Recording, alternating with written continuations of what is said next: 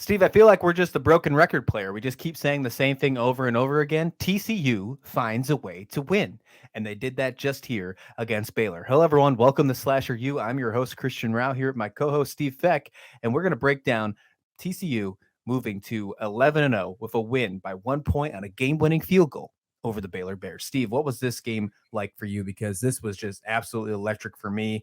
A team that was down once again, finding a way to win. Yeah, it's hard for me to be speechless, but literally when that happened, when I saw the kicking team, passing the offensive squad, getting onto the thing with about 15 seconds left, I'm like, there's no way they're going to they can't possibly pull this off. And then certainly, the snap goes in, about 3 seconds right through the uprights. And of course, they won that game. But what really blew me away, so I'm sitting and I'm actually listening. I almost never listen to post-game interviews, but I had to see what Sonny Dykes was going to say. And he actually came out and said, well, I really wasn't nervous about it because we practiced this very same play every Thursday. Yep. not just every week. He goes, every Thursday we practice this play. So, of course, it worked out for TCU. They had a missed extra point early in the game, so then they had to go for a 2-point conversion that failed to set up this situation when Baylor scored late. So, of course, TCU is not going to have all these big fancy blowout kind of games. They want to prove to you that we are, if not the favorites to win the national title, we have to be one of the teams you mentioned in the first 2 or 3 breaths. And if it takes these kind of exciting games to do it, fine. Okay, we're going to do it.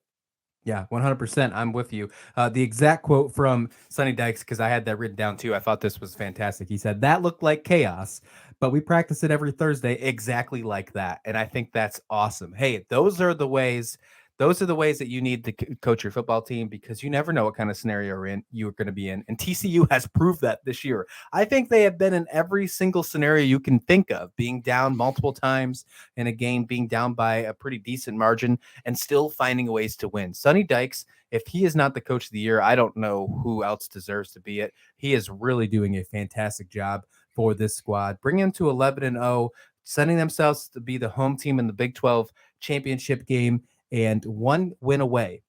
And it's a game against Iowa State, who is at the bottom of the Big 12. Doesn't mean that says much. We'll get to that in just a second. 1 win away from being undefeated going into the championship game, really solidifying themselves in the college football playoff picture, Steve. Absolutely. And then we need to give credit to Baylor because they played a hell of a game. They really did. They scored 14 points to open up the fourth quarter. It looked like it was perhaps the end for the Horned Frogs' dream season, since nobody in the polls seemed to think that they're really legitimate, or they took way too long to get there. I think of the TCU season, like the end of the film Happy Gilmore.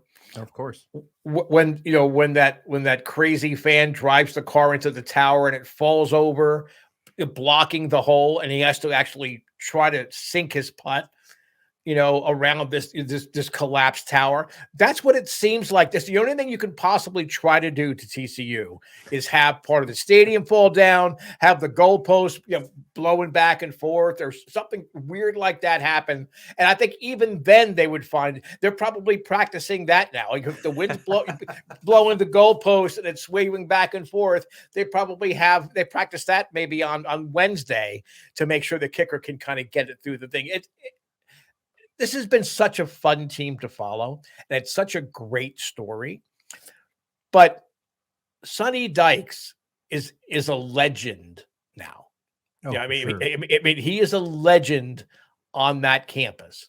As much as he might be a pariah from when he left, the previous job to come to TCU, he is everything that you want a college football coach to be. Like if you're writing a script, Sonny Dykes is that coach, where he's thinking of all these crazy plays and thinking of every possible scenario for his team to be prepped for it.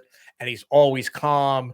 like Lou Brown in Major League. We have all these movie references here for TCU because it's almost like it's a Hollywood script being written right before our eyes. Yeah, no, I agree with you 100%. I do think that they just found ways to win, and wouldn't be surprised if they walk in to the game against Iowa State, even though they're 1-7 in the conference, 4-7 overall, and have another tough time. Maybe find themselves down at one point in time, and then still find a way to win. It's just like what we've seen every single game this season, and we have said it since we're blue in the face.